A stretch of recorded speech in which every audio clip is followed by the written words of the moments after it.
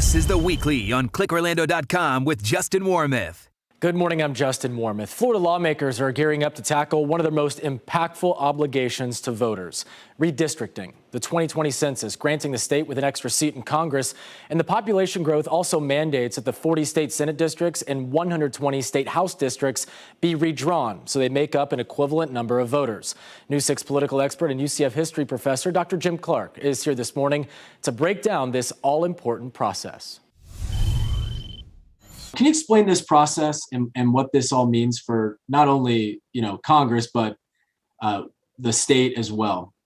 Yeah, the Democrats hold a very narrow lead in the Congress, and the Republicans, if everything goes right, can take over Congress even before Election Day by rearranging districts. Most of the gains were in Texas and Florida, traditionally Republican states. So this becomes vital, not just for Florida gaining a seat, but for control of the Congress. Can you explain the process in redrawing these districts and what that all entails? Yeah, what's going on now in Tallahassee, and both parties are doing this, is supercomputers crunching numbers, trying to figure out which gives which party the best advantage. The idea is to create districts that are all Republican or all Democrat and put as many of those people in the district and then make other districts more competitive.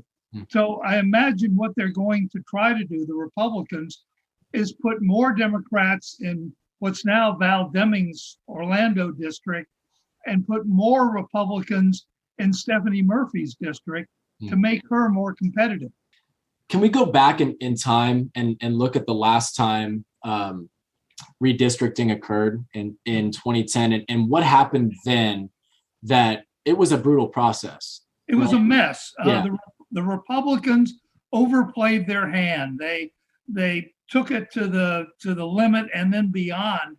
And the result was it ended up in the courts. So what the Republicans don't want is for it to end up in the courts, where the courts might take control of the whole process. So there's a thin line between getting what you want and going overboard. Because Florida and the state legislature is Republican controlled, they have final say? Well, there is an amendment that was passed in the wake of 2010, which is a fair district amendment, which sets some guidelines. But there are a couple of things that work here. First of all, the U.S. Supreme Court ruled that redistricting is up to the states, that it's not a federal matter. And the Supreme Court of Florida is dominated by conservative Republicans. So any kind of legal challenge would be decided by them. So there's a real question what this could end up being. Does former President Trump's residency play a factor, do you think, moving forward? I'm not sure if it plays a factor in redistricting. I think it very much plays a factor in Governor DeSantis's future. I mean, speaking of, the governor called it nonsense when he was asked about the rumors of a 2024 bid at president. What's your take on it? Do you think it's nonsense? No, I don't think it is. And I don't think that's why he's traveling to Texas and Utah and all these other places to raise money. He has raised already a fortune. It's going to rival the Rick Scott money from his gubernatorial campaigns. So I think, though, that he is worried about angering Donald Trump. He doesn't want to appear to be too anxious, because when people have done that before, Trump has put them down. You'll remember a couple months ago, there was a poll showing DeSantis running very well. Trump responded by saying that DeSantis would make a good vice president. So I think he doesn't want to say anything that's going to anger Trump. How does the 2022 election and the gubernatorial election specifically play a role in Governor DeSantis's future presidential bid, if that Yeah. even occurs? We have seen a number of times where promising presidential candidates lost their race in their home states. Senator George Allen of Virginia, who had been mentioned as a presidential candidate, lost his Senate seat.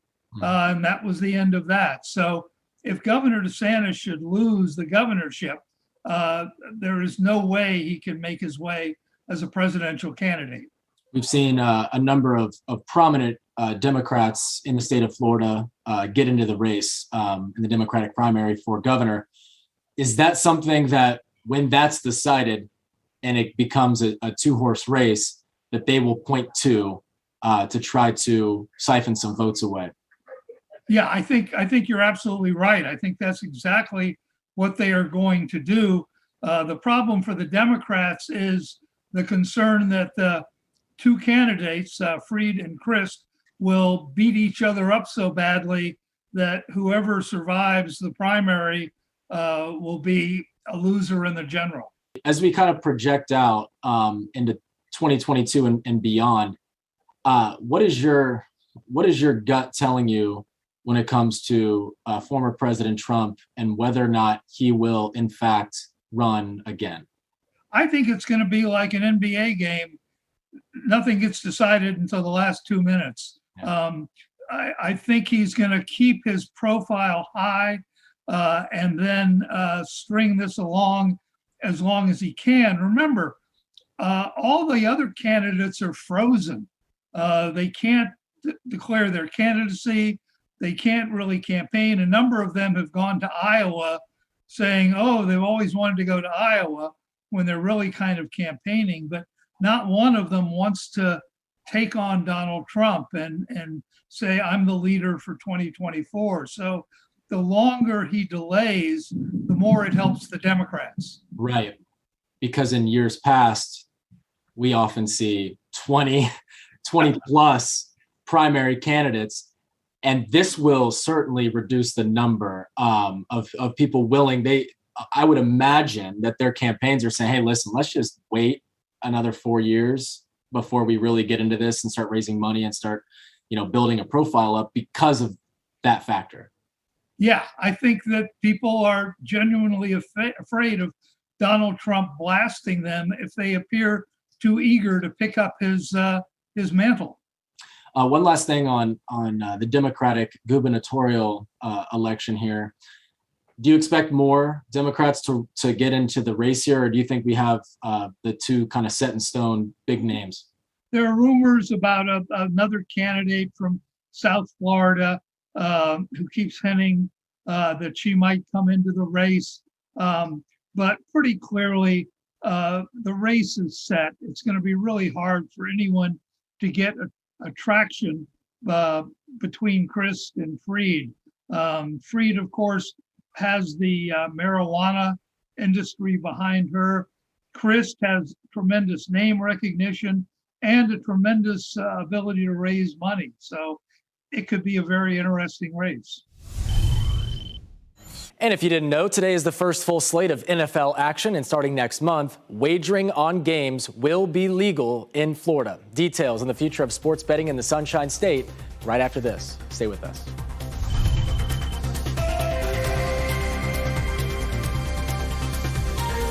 This is The Weekly on ClickOrlando.com with Justin Warmoth. Welcome back. Starting next month, sports betting will be legal in the state of Florida. The compact signed by Governor DeSantis and the Seminole Tribe of Florida promises to bring in billions of dollars in revenue for the state. But there's a push to make sure that money goes directly to Florida's education. David Johnson, the chairman of Florida Education Champions, is here to talk about the proposed ballot initiative that could end up in the hands of voters in 2022. We have the NFL season starting. And we have college football underway and a lot of excitement about sports this year, especially with the prospect of placing a bet for folks who are interested in that. So where does it stand right now? Well, at the moment, there is no availability in the state of Florida to wager on sports legally. Now, we know it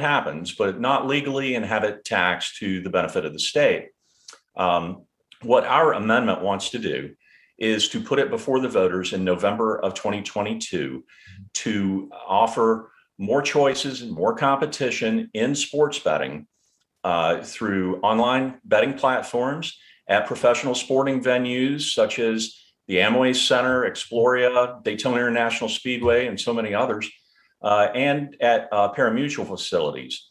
The revenues from our amendment, any tax revenues, must go to supplement Florida's public education trust fund. And that's where we stand at the moment. Mm-hmm. Well, how is that different than what let's just say Florida Lottery does? Is it the same, or are there differences there? No, there are great differences. When the lottery amendment was passed nearly 40 years ago now, I believe it was in 1986, there was no educational enhancement trust fund established. So the money was supposed to go to a trust fund, but ultimately it was used instead of. Ours has a key word, and the word is supplement. So that with that key word, it will be required to go to Florida's public education. Mm-hmm.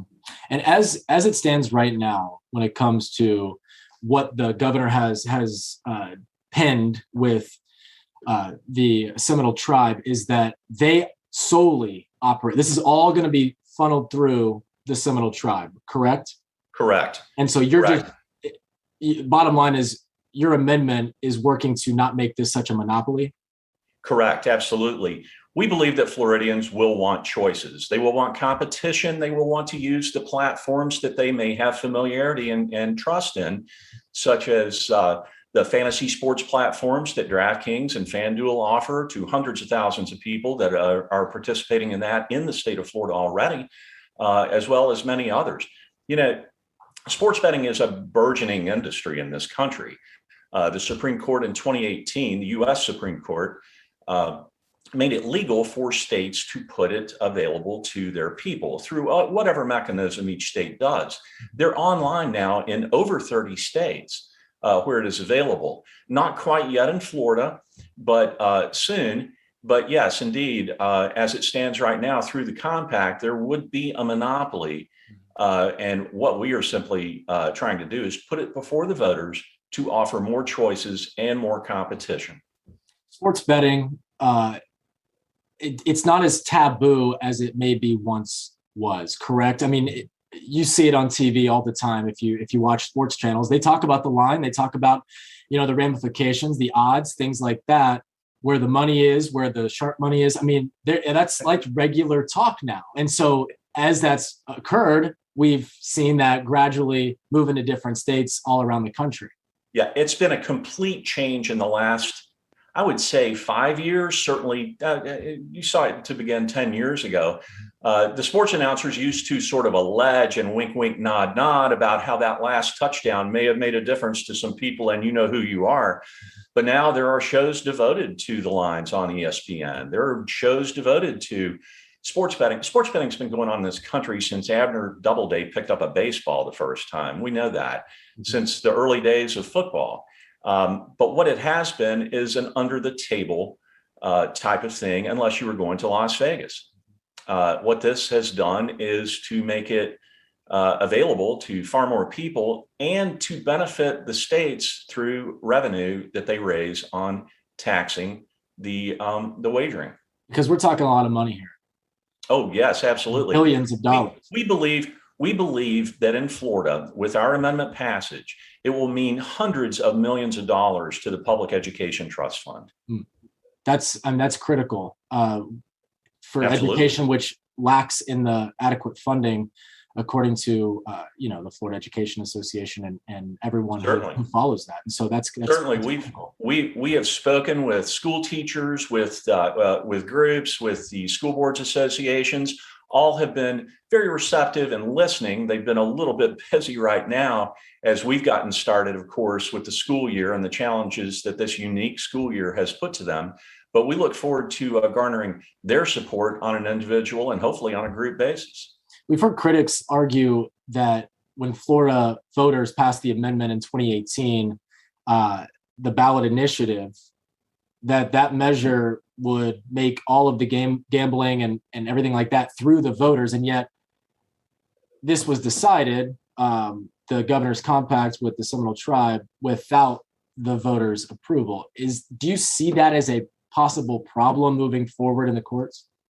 Well, that is a problem. I'm not an attorney, so that'll be something left best to them to determine. I know there are some lawsuits, I understand, that are working their way through the court system now. But what we are doing is exactly what Amendment 3 in 2018 required to do. We have to get the amendment to the ballot by getting 890,000 signatures. They have to be validated by the county supervisors of elections, reported to the Division of Elections. They have to be valid Florida registered voters. And we have to do all that and have everything verified by February 1st of 2022 in order to get to the ballot. Where do you stand right now? Well, right now, we're probably approaching 10% of the way in terms of collection. We started slightly in July and August. These are difficult months, of course, in Florida. It's hot. People aren't interested in stopping and signing, but we're using direct mail. We're using online advertising. And of course, with circulators that are working through neighborhoods, door to door, however it is that we can get in front of the voters. Mm-hmm. What is key about this is now that it is football season, there is a greater awareness of this. Football is the number one sport with the advent of, the season is here. The National Football League is kicking off. College football has been going on a week or so. And there is greater interest in that, of course. So we feel like we're going to have a much more, heightened level of interest in signing the petition. I imagine so. When we're talking about the competition, there are household names involved. I mean, we're talking DraftKings, mm-hmm. FanDuel. Those are the two major players that are behind the amendment that you guys. That's right. Right. That's right. And they've had a long-term relationship with Florida sports fans through their fantasy sports apps, of course, and they are very well known, of course, from their advertising that goes on television. Their national advertising is constant, so it's a well-known brands, both of those that are supportive of this, and we've been in discussion with some of the others as well that are nationally known. This would not be. This would really bring in competition because there are methods and availabilities for other platforms to be made available to Florida. So it really is about choice and competition. And if you're interested in reading the amendment or looking to sign the petition, we posted a link to the Florida Education Champions website. Just look for this story on clickorlando.com/weekly. I'm Justin Wormuth. Hope you have a great Sunday.